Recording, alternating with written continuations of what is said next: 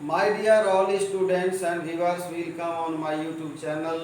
जैसा कि आप सबों को मालूम है, पहले लेक्चर यानी लेक्चर 10 में एमालगमेशन का नेचर ऑफ परचेज से रिलेटेड क्वेश्चन को हल किया गया है और आज भी एक और क्वेश्चन उसी से रिलेटेड हल करने जा रहे हैं, लेकिन दोनों में डिफरेंसेज है क्योंकि यहाँ पर कुछ चेंज है, कुछ टॉपिक, इसलिए अगला क्वेश्चन जो है क्वेश्चन नंबर अभी लिखे नहीं है, लिखने जा रहे हैं। और इसके बाद हम लोग इंटरनल रिकंस्ट्रक्शन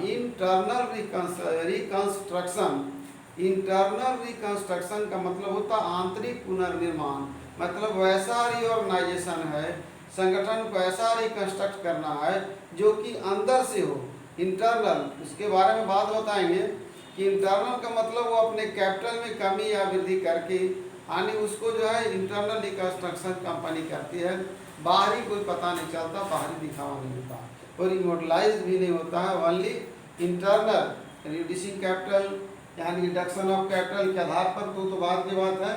अभी जो मैं टॉपिक लेकर चलने जा रहा हूँ वो एक वैल्यूएशन से गुडविल से रिलेटेड क्वेश्चन होगा।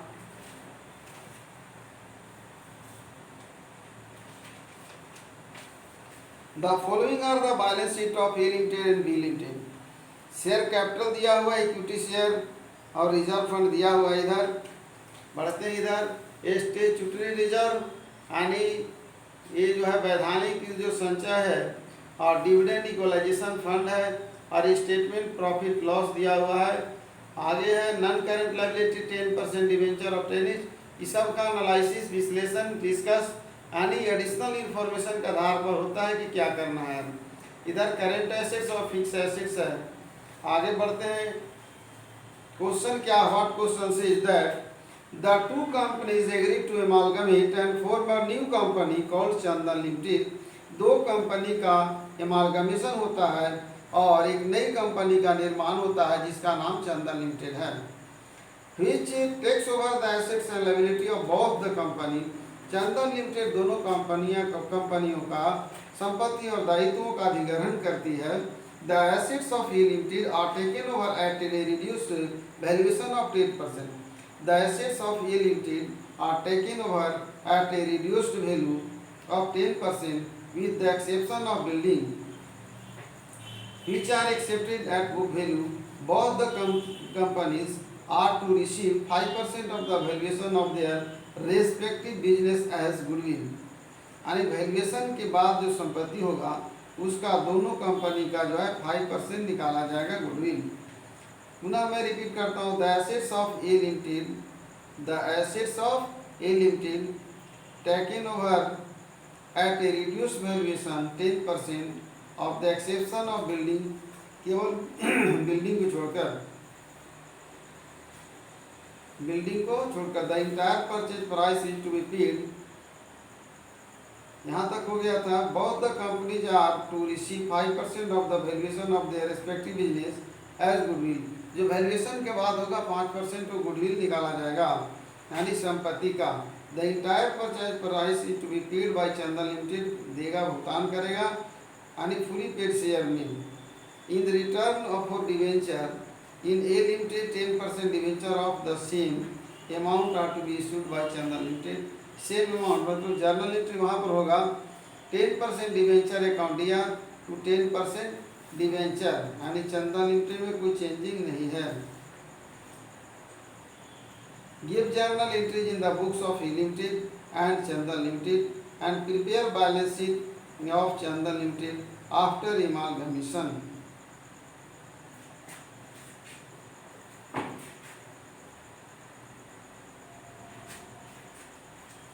लेक्चर 11 लिखा हुआ CC9 कॉर्पोरेट अकाउंटिंग है यानी रिलेटेड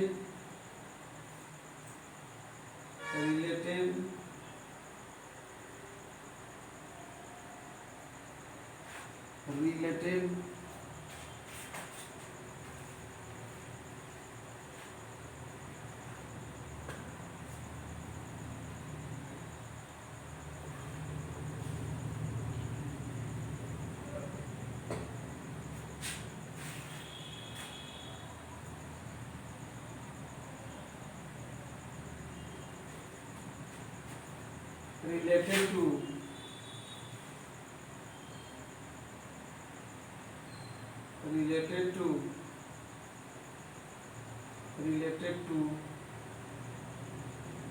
माल, यानी तो अभी हर क्वेश्चन में लिखा जा रहा है रिलेटेड टू अमालगमेशन। लेक्चर इतना है, क्वेश्चन नंबर 18 है।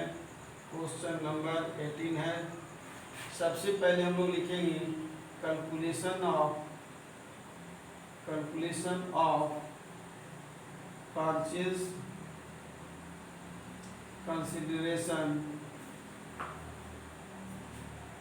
कंसिडरेशन, यही मेन फैक्टर है इसका निकालना। कंसिडरेशन यहाँ होगा ए लिमिटेड, इधर होगा बी लिमिटेड,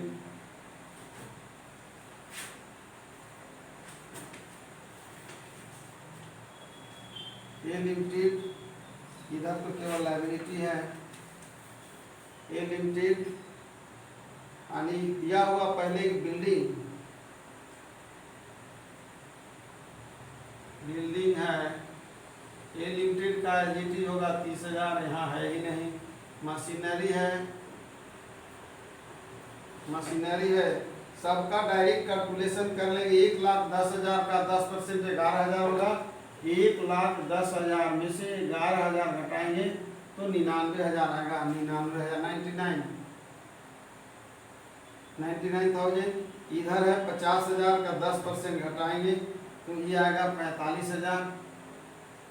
50,000 का 10% 45,000। फिर मशीनरी 8,000 इसका है, 16,000 स्टॉक है। 16,000 का 10% 1,600 स्टॉक जो है याद रखना है कि एक क्वेश्चन इसमें जो बोल रहा है कि the assets of A limited are taken over at a reduced valuation of 10%। केवल ए का 10% घटा कर ले रहा है, इसका एज इट इज होगा 45 का 85 होगा।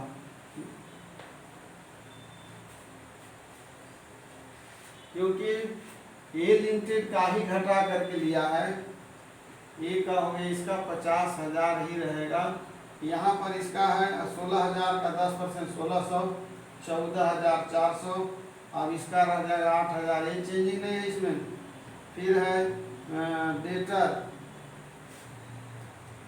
डेटर है 14,000 का 1,400, 14,000 का 1,400 10%, 10,400 10,400, यहाँ बचा 3 1 2 12,600, 12,600।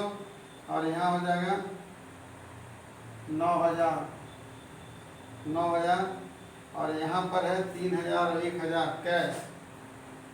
कैश के बारे में बोला नहीं, लिया है 3,000 और 1,000। टोटल संपत्ति को ले रहे हम लोग 4 6 10 के 0 हाथ में 1 1 9 10 4 14 2 16 3 19 के 9 हाथ में 1 1 1 2 1 3 9 12 और 3 15, 1,59,000।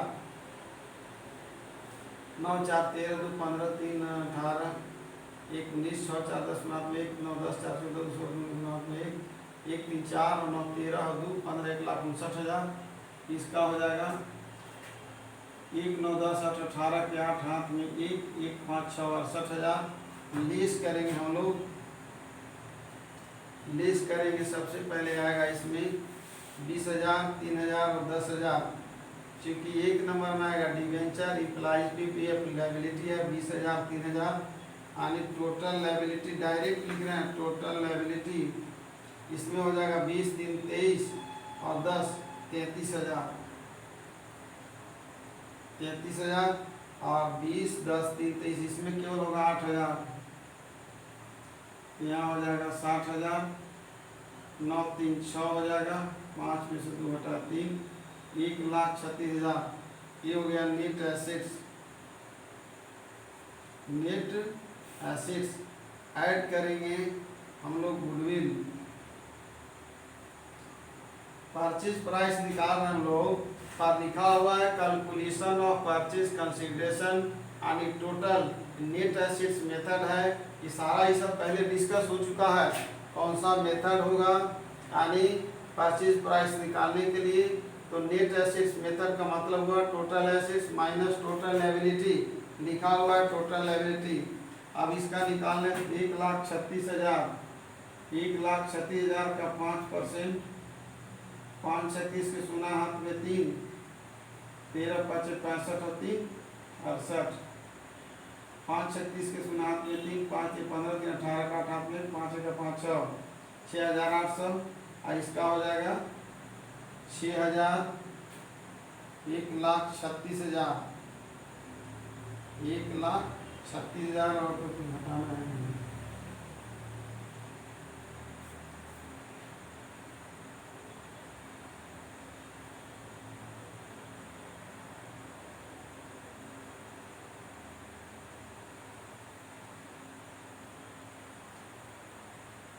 पचास 8 58 8 9 17 घटा 6,000। गुडविल निकालना है,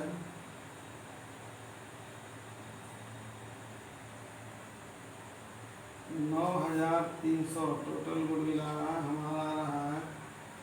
देख लेते हैं जो 4 14 से सुना में 1 और 9 10, 4 14 2 16 3 19 9 में 1 3 4 और 1 5 में 14। फिर इधर हो गया 20,000 2310 33,000, यही गलती हो गया घटाने में, यानी डिवेंचर है 20,000 और 3 2310 33, इसलिए आ रहा 33,000 है। 20 3 2310 33, 9 3 4 5 में से 3 घटाया 2, ये आ गया 26,000। 9 3 6 5 3 2 1,26,000, 1,26,000। तो 5×36 के सुना हाथ में 3, 5 दूना 10 3 13 के 3 हाथ में 1, 5 का 6,300। और इसका आ जाएगा 6×25 3,000 ही आ जाएगा 9,000, यानी ये गुडविल जो होगा 6,300, इसका गुडविल आ जाएगा 6,300, 6,300। हाँ 5×36 के सुना हाथ में 3, 5 दूना 10 3 13 के 3 हाथ में 5 का 5 6, और इसका गुडविल आ गया 3,000, 3,000 यानी 5%, 5×36 3,000 हो जाएगा। अब हम लोग परचेज प्राइस चेक करते हैं क्या बता रहा है। ये तो 300 हो गया, सही है। 6 6 12 हाथ में 1 3, 1,32,000 हो गया परचेज प्राइस। इसका भी हो जाएगा, देखते हैं इसका 63,000, ये हो गया 63,000। हाँ परचेज कंसिडरेशन दिया हुआ है लिमिटेड 1,32,300 और 63,000। यहाँ जोड़ने में गलती हुई थी, चूँकि 33,000 है, एक करेक्टर डिवेंचर है 20,000, 3,000 EPF है और 10,000 33 था, हमने 23 लिख दिया। अब चूँकि परचेज प्राइस हमारा निकल गया, अब हम लोग ए की बही में एंट्री करेंगे। उससे पहले ये सुविधा होगा कि हम लोग, क्योंकि ये बुक वैल्यू पर ये जो है यही जाएगा, यानी जो ए लिमिटेड और बी लिमिटेड का जो क्रय किया गया है वो जाएगा जेड लिमिटेड में, और ए के बही में याद रखेंगे, ए के बही में बुक वैल्यू पर संपत्ति और दायित्व का ट्रांसफर किया जाएगा। यहाँ जो एंट्री होगा हम लोग सी लिमिटेड के यानी जेड लिमिटेड यानी चंदन लिमिटेड के बही में पहले एंट्री करेंगे, जिससे सुविधा होगी।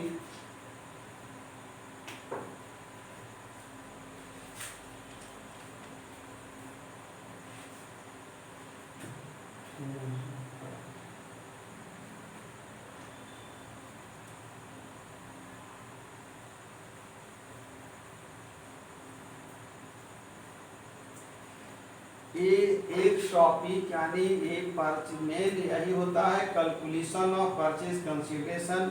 अब हम लोग करते क्या है, एक इसका हो जाएगा, हम लोग लिखेंगे 30,000 ऑल एसेट्स में जाएगा 9 9 5 14 1,49,000, यानी 9, 5, 14, फिर हो गया 14, 26 और 2 22,400।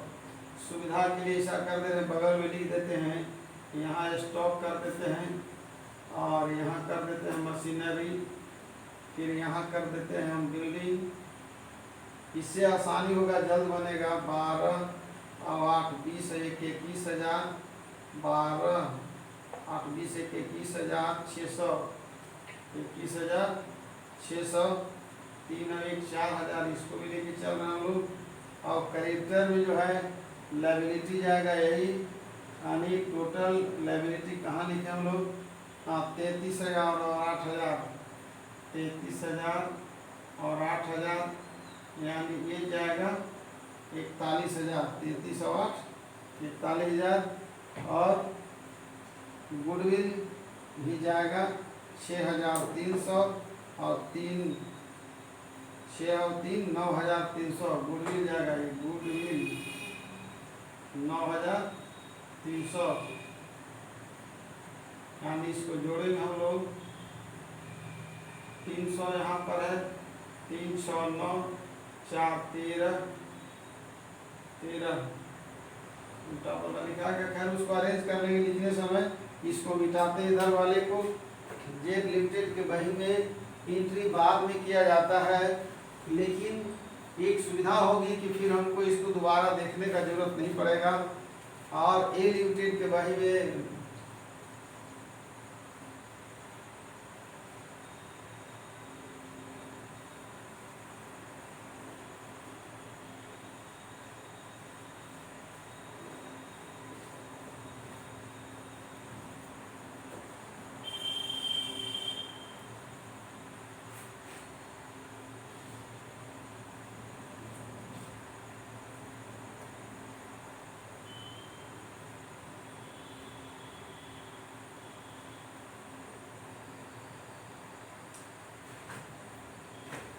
ये लायबिलिटी है।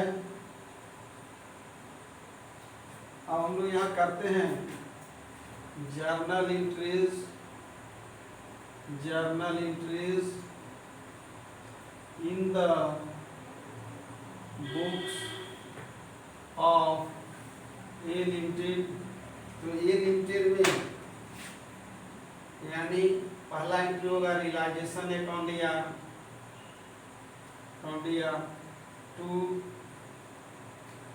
ऑल सन्ड्री एसेट्स अकाउंट सीधे ले लेंगे टोटल हम लोग, क्योंकि बुक वैल्यू पर ट्रांसफर होता है, पहले बता दिया गया है। तो बुक वैल्यू पर ट्रांसफर होगा, ये हो जाएगा सीधे 1,73,000 है, 1,73,000, 1,73,000 ये सब एंट्री पता है। दूसरा में आएगा क्रेडिटर, क्रेडिटर से अकाउंट दिया D10%, डिवेंचर अकाउंट दिया, EPF दिया हुआ है नॉन करेंट लायबिलिटी में, EPF अकाउंट दिया 20 दिन 23 और 10 33। क्रेडिटर है हमारा 10, क्रेडिटर हो गया 10,000, 3,000, 20, 33,000 यहाँ लिखा हुआ है। टू रियलाइजेशन अकाउंट, तो 33,000 रियलाइजेशन अकाउंट, इसको भी शॉर्ट मार रहे हैं। तीसरा हो गया जेड लिमिटेड, नहीं सी एज लिमिटेड या C limited as account, C limited as account दिया। एक का वही हो रहा है 1,32,000, 1,32,000। To realisation account, to realisation account 1,32,300, 1,00,000 चौथा फिर होगा, क्योंकि इसका पेमेंट करना है। पेमेंट बोल रहा फुली पेड शेयर में 10 के हिसाब से है, तो फुली पेड शेयर भाग दे देंगे 10 से, तो नंबर ऑफ शेयर निकल जाएगा 13,230। यानी अब इसको पेमेंट करेंगे हम लोग। C limited shares in shares in C limited account BR share मिल रहा है 1,32,300 टू सी लिमिटेड अकाउंट 1,32,300। अब इसका हम लोग ट्रांसफर करेंगे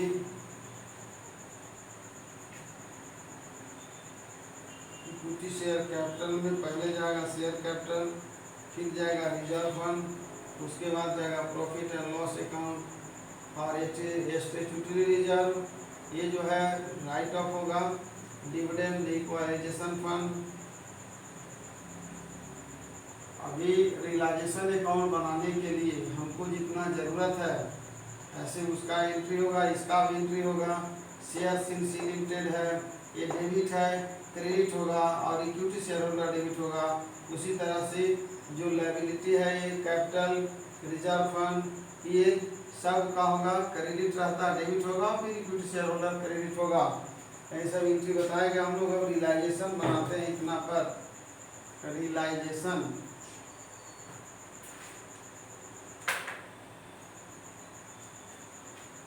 चालीस हजार देते हैं, सही है या गलत इसका पता चल जाएगा। इसको भी मिटा दे रहे हैं 4 नंबर एंट्री का। अब हमको अगला एंट्री करेंगे 5 नंबर, यानी यहीं पर हो जाएगा 5 नंबर एंट्री। क्योंकि ये पता लगाना है कि रियलाइजेशन यानी अमालगमेशन के बाद ये प्रॉफिट हुआ या लॉस।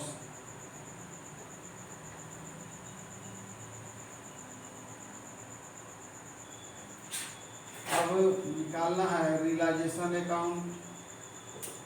एक के बही में ही खोल रहे हैं हम लोग।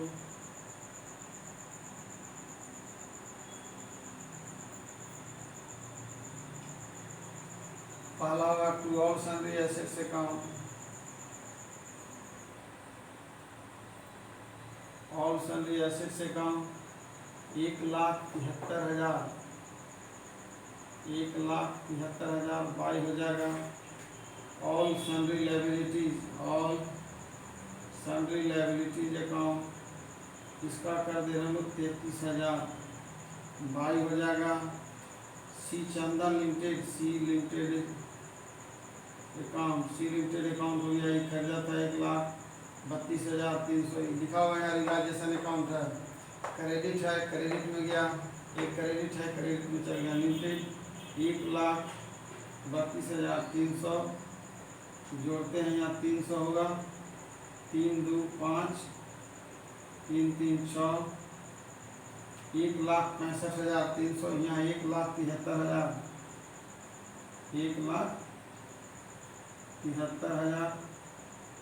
10 3 7 होगा, 14 में से 5 घटाए 9 यानी 9,700।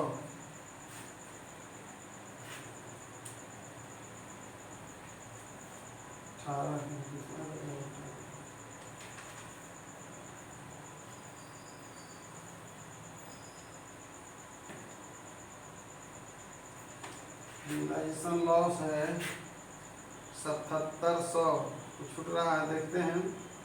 रियलाइजेशन लॉस 7,700,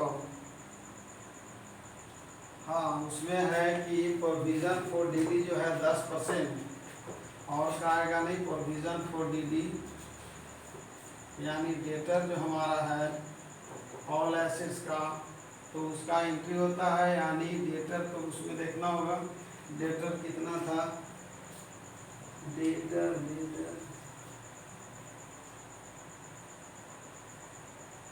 14,000 का 1,400 बाई प्रोविजन फॉर डीडी, चूंकि इधर बुक वैल्यू पर आ गया है तो इधर आएगा प्रोविजन फॉर डीडी। और यानी जेड लिमिटेड, सी लिमिटेड की वही में होगा 1,400।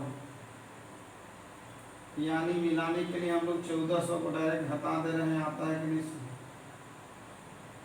1,400 यानी यहाँ हो गया हमारा 33,000 ही है, 32 304 700 304 700 2 1 3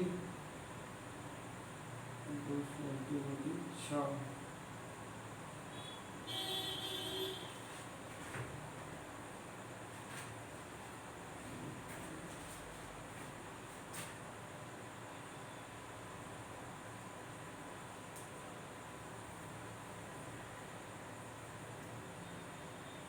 दस % है या 5% देख लेते हैं। 33,000 यहाँ पर लिखना है। 33,000, 1,32,300 और 1,400 ऊपरे नीचे होने का 3 4 7 3 2 5 1 6 3 3 6 1,66,700। अब यहाँ पर है 1,73,000। तो 7 और 3 10 के सुना हाथ में 1 6 7 और 6 13 के 3 हाथ में 1 6 7 यानी 300 100 आ रहा है। यहाँ पर कितना है क्या चक्कर है।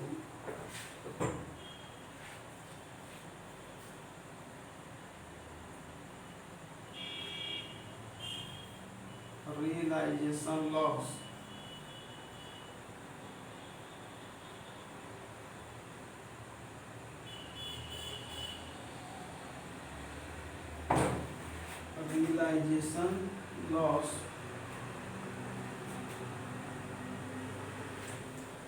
सही आया।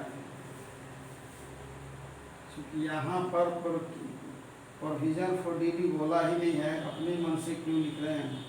वो तो घटा हुआ मूल्य दिखाने के लिए बोला था। सही है, जो गलती हुआ है 300 और ये 3 और 2 5 और 3 और 3 6 1,65,300 1,73,000 में 10 में से 3 घटा है 7 हो गया और 12 में से 5 घटा है 7 77,000 सही है। यानी लॉस हो गया 1,73,000 1,73,000 1,73,000 में घटाने के बाद आया था 10 3 7 और बचा यहाँ 12 5 7 यानी 77,000 लॉस हो गया। बाई होगा इक्विटी शेयर होल्डर, सही बन रहा था इसमें इक्विटी शेयर होल्डर। निचला question equity share holder account यानी ए के बही में कंप्लीट हो गया। अब हम लोग सी के बही में चलेंगे। क्वेश्चन काफ़ी लंबा है। सी के बही में 4 एंट्री होगा। उसके बाद पुनः बोल रहा बैलेंस शीट बनाने के लिए।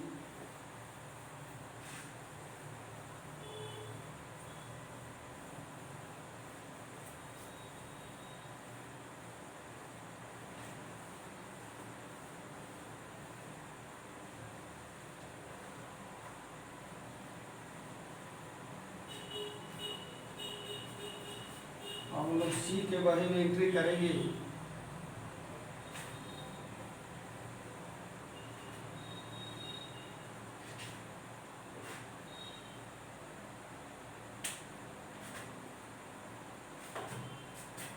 सी के बही में पहला एंट्री होगा बिजनेस परचेस करने का। और ये लिखा हुआ है सारा संपत्ति आएगा ही। इसमें गुडविल लिखा हुआ है। All assets account year 2।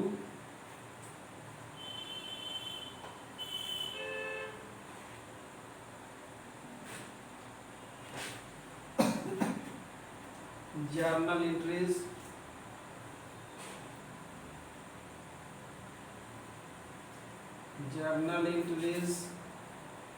in the books of Chandan limited. पहला एंट्री होगा बिजनेस परचेस करने का काउंडिया। 2 हो जाएगा ए लिमिटेड। 2 हो जाएगा बी लिमिटेड। 1 लाख का खरीदा था, देखना होगा 1,32,000। ये खरीदा था 1 लाख 25।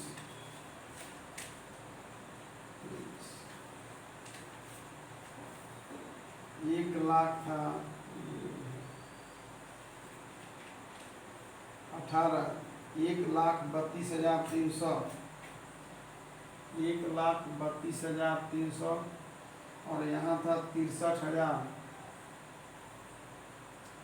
ये हो गया 300, 3 2 5 6 3 9, 1,95,300। और इसी को फिर हम लोग पेमेंट करेंगे, इसी को पेमेंट करेंगे। तो डायरेक्ट शेयर में बोला है तो सबका एंट्री डायरेक्ट कर देते हैं हम लोग। एक बार में ही कर सकते हैं लिमिटेड भी का, लेकिन अलग अलग लिखना होगा। आगे क्या कह रहा है,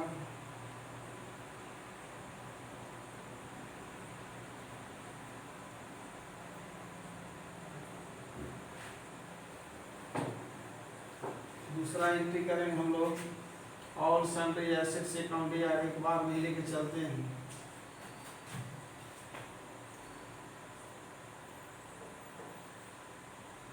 ऑल सन्ड्री एसेट्स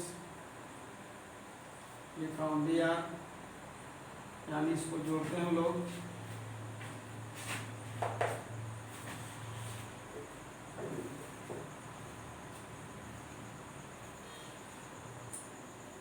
तीस 30,000, 1,50,000 या अलग अलग ही लिखते हैं, ज़्यादा अच्छा होगा।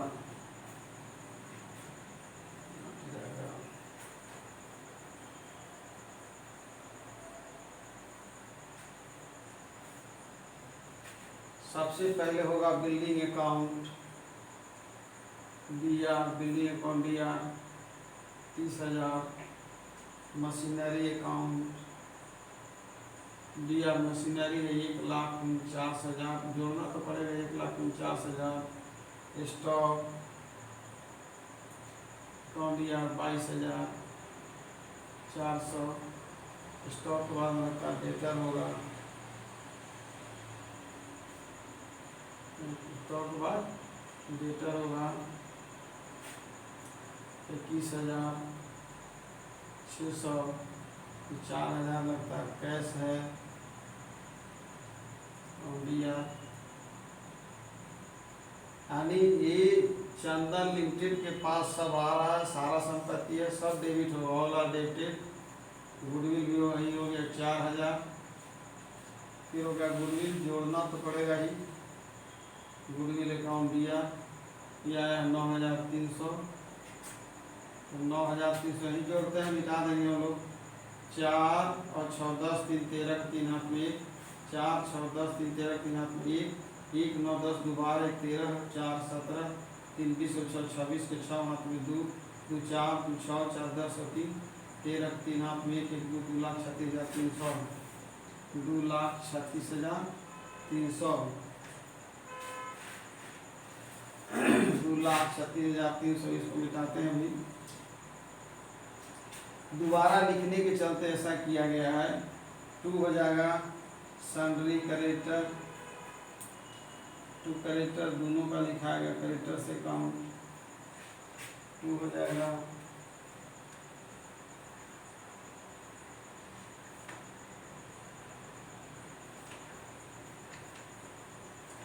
To creditors account, 2 BP account. 2 creditors है 10,000 और 8 18,000। और 2 हो जाएगा डिवेंचर है, इसका केवल एक आदमी का। 2 डिवेंचर अकाउंट, क्या परसेंट डिवेंचर है 10%। Debenture account 20,000। PPF account 3,000। 2 BP account business purchase 1,95,000, 1,95,300, 1,95,300। इसके बाद यहाँ पर चूँकि जो रिजर्व किया था इसके लिए जो घटाया हुआ था प्रोविजन फॉर डीडी हो जाएगा डेटर। जो हम लोग डेटर निकाले थे, डेटर 10% 1,400, 1,400। अब कुछ नहीं दिख रहा है, हम लोग इसको भी जोड़ेंगे। यानी यहाँ हो जाएगा 8 और 3 11 के एक हाथ में 1 1 2 2 4 41,000। और यहाँ 1,95,000, 1,96,000, 1,96,700, 1,96,700, 1,96,700 ही हो गया। 100 एक 7 हो जाएगा, 4 और 9 13 के 3 हाथ में 1, 1 1 2, 2,37,700, जिसमें हम लोग अगर घटाते हैं इसको 1,400 तो 7 4 3 7 1 100। कहने का मतलब कि रिजर्व करने की ज़रूरत नहीं है, तो उसका एक बार एंट्री हो चुका है, दोनों अब बराबर हो जाएगा।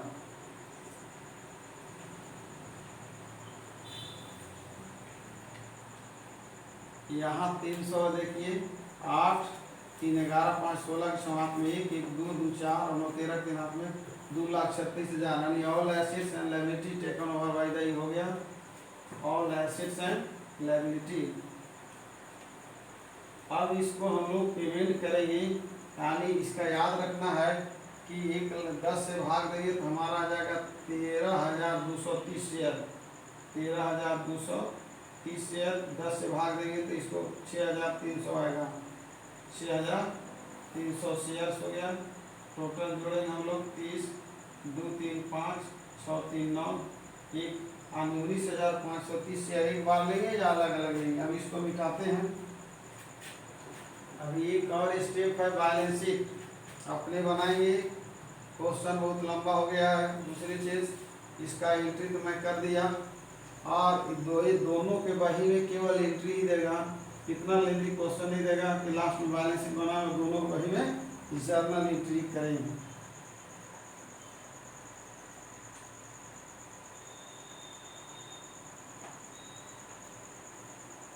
अब नेक्स्ट जो टॉपिक होगा वो इंटरनल रिकंस्ट्रक्शन से रिलेटेड होगा। अब इसको हम लोग पेमेंट करेंगे अलग अलग। ए लिमिटेड अकाउंट दिया 1,32,300 to equity shares capital account कर देते हैं, उतना ही लिखना, कुछ भी करना है। 1,32,300 ज़्यादा लिखना है तो being 13,230 equity shares at the rate of ₹10 each हो गया। ये जो भी एंट्री नंबर होगा, फिर ये हो गया बी लिमिटेड अकाउंट दिया 63,000 to equity shares capital account 63,000। इसको भी इसी तरह से 6300 लिख सकते हैं। बी 6300 equity shares at the rate of ₹10 each. अब बैलेंस शीट बनाना है।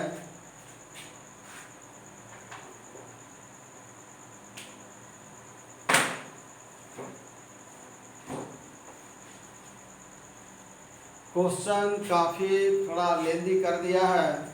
पहले तो मैंने परचेज प्राइस, परचेज कंसिडरेशन को निकाला। परचेज कंसिडरेशन में भी टफ किए हुए था, उसमें यानी नेट एसेट्स निकालने के बाद नेट एसेट्स के ऊपर जो 5% यानी गुडविल निकालने के लिए बोला तो निकाले, और उसको भी ऐड किए। परचेज प्राइस निकालने के बाद यानी हमने एक बही में एंट्री किया। एंट्री वहाँ एक तो प्रॉफिट लॉस और कैपिटल को ट्रांसफ़र करने के लिए छूटा है, पहले में बताया गया एंट्री। और यहाँ भी एंट्री जो करना था 4-5 एंट्री भी कर दिए। और बैलेंस शीट में याद रखेंगे कि कैपिटल में, बैलेंस शीट में कैपिटल में ये जो कैपिटल है यानी 1,95,300 दिखाया जाएगा, और जो क्रेडिटर है वो दिखाया जाएगा, ईपीएफ और डिवेंचर दिखाया जाएगा, यानी जोड़कर दिखाएंगे, बैलेंस शीट मिल जाएगा। आज मैं इस लेक्चर को इन करते हुए पुनः मैं स्पष्ट करना चाहूँगा कि जो अगला टॉपिक होगा वो होगा इंटरनल रिकंस्ट्रक्शन, जबकि वो भी काफ़ी बड़ी मतलब लेंदी चैप्टर है, लेकिन इसी में इंक्लूड किया गया है। और हम जो भी लेसन या सिलेबस पढ़ा रहे हैं वो अकॉर्डिंग टू जो है सिलेबस का जो स्ट्रक्चर दिया हुआ है कि कौन सा चैप्टर में कितना लेक्चर है, उसके आधार पर चल रहे हैं और उसी के अनुरूप पढ़ा रहे हैं। यहाँ पर मात्र 11 लेक्चर है, यानी 13 दिया हुआ, 2 लेक्चर में, उसमें एक लेक्चर में इंटरनल रिकंस्ट्रक्शन है क्या और उससे रिलेटेड जर्नल एंट्री जो रिड्यूसिंग कैपिटल का होगा बताया जाएगा और नेक्स्ट क्वेश्चन हल करेंगे। आज मैं अपने इस लेक्चर को इन करते हुए अपने स्टूडेंट्स और व्यूअर्स को बहुत बहुत धन्यवाद देता हूँ।